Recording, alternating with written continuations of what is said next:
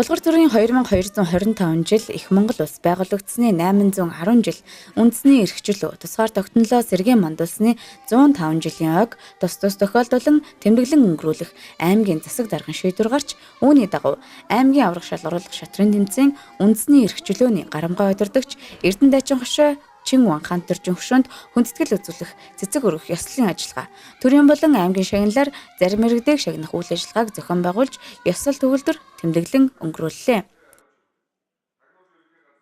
За үндэсний эрхчлөөний хувьсгалын одоо 105 жилийн шинэ үндэслэл батсны 25 жилийн тохиолдуулаад үндэсний эрхчлөөний хувьсгалтаас үнэтэй хувь нэмэр оруулсан Булган аймагаас төрж гарсан одоо төрийн түвшээ байдаг түүхэн хүн Чин Ван Эрдэнэ дайчин Чин Ван хамт оржийн хөшөөнд хүндэтгэл үзүүлэх арга хэмжээ зохион байгуулаад за энэ арга хэмжээнд аймгийн хурлын дарга, аймгийн засаг дарга, улсын хурлын гишүүн Бат Эрдэнэ болоод аймгийн удирдлагууд оролцлоо. Аймгийн засаг даргын захирамжаар Булган аймгаас үндсэн хуулийг баталсад оролцсон 17 депутат байдаг. Тэгээ тэр 17 депутатаа хүлээж авч хүндэтгэл үзүүлэх арга хэмжээг өнөөдөр мөн давхар зохион байгуулж байна. За өнөө ойн баярын өдрүүдээр мөн депутатуудад маань төрийн дээл шагнал ирлээ шийдвэрлэгдэж тэгээд энэ шагналыг гардуулах ёслолын ажиллагаа боллоо. За энэ ойн өдрүүдээр шинэ үндсэн хууль батлагдсны 25 жилийн ог тохиолдуулаад улсын хурлын даргын ивэл дор шатрын тэмцээн болдог. За энэ шатрын тэмцээний оролцох одоо тэргүүний шатартаа шалгаруулах зорилготой аймгийн аврах шалгаруулах шатрын тэмцээн өнөөдөр болж байна.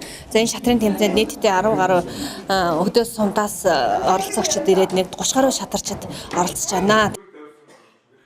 Мөн аймгаа төлөөлж ардын их хурлын депутатаар сонгогдож үндсэн хууль батлагдсан 17 депутат болон тэдгээрийн ар гэрийнхэнд хүндэтгэл үзүүллээ.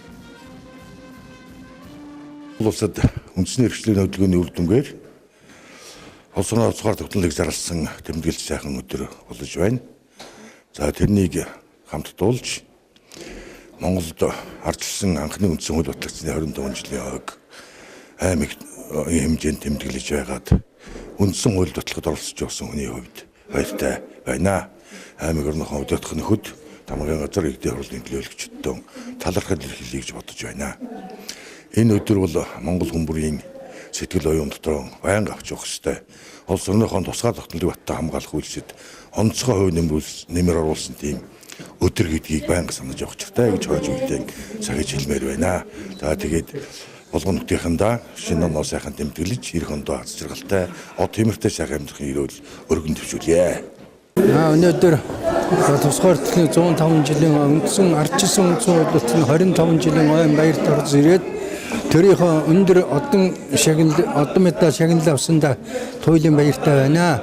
Өнөөдөр аймгийн маань удирдлагууд манай хүмүүсүүд их сайхан зохион байгуулсанд гүн талархлаа илэрхийлээ их баярлж байна. Хөдөлмөрлөхөл хамгийн чухал шүү. Ингээд ер нь хүн ажлыг олж болохгүй хөдөлмөрийн төлөө сайхан амьдрахын төлөө гар хөдөлж яж ам тосноо. Энэ Монгол бичигдээгүй хууль юм аа. Энийг сайн биелүүлж явахыг л залуу хойч үедээ захиа. Үйл ажиллагааны үеэр Монгол Улсын шилдэг хөгтөөр шалгарсан аймгийн хүүхдийн парламентын гишүүн оюун дээр очир отнарт аймгийн удирдлагууд хүндэтгэл үзүүллээ. Шагнуулсан нийт иргэдтэй эрүүл их ажил хөдөлмөрийн өндөр амжилтыг хүсье.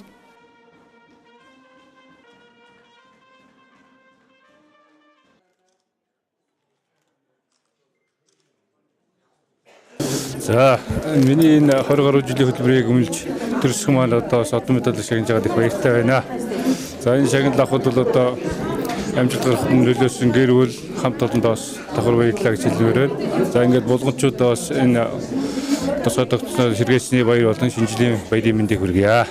За төрсгөөс миний ажлын амжилтыг үнэлж тэргүүн өгсөнд баярлалснаа илэрхийлж байна. За тэгээд цаашид ажлын өндөр амжилт гаргаж ажиллана. Баярлалаа.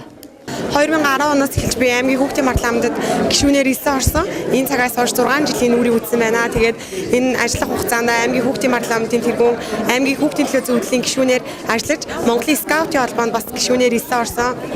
Мөн бас одоо хүүхдийн оролцооны өөрөө удирдах зөвлөлд одоо маш олон жилийн турш гишүүнээр ажиллаж байна. 2016 онд улсын хэмжээнд 21 аймаг 9 дүрээс 20 хүүхдийг улсын онцлог хүүхдээр 9 номинацаар шалгаруулсан.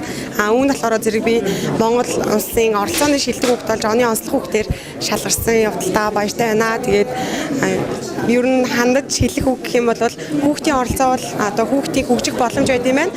Өөрийгөө нээхэд бол хүүхдийн оролцооны байгууллагаар одоо гишүүнээр хэлсэн ороорой гэж уриалмаар байна.